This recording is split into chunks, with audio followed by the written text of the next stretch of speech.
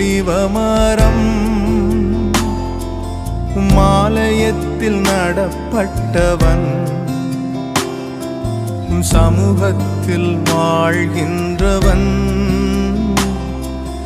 அன்பையே நம்புபவன்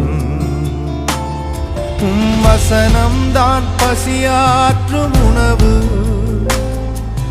பிரசனம்தான் தாகம் தீர்க்கும் தண்ணீர் வசனம்தான் பசியாற்றும் உணவு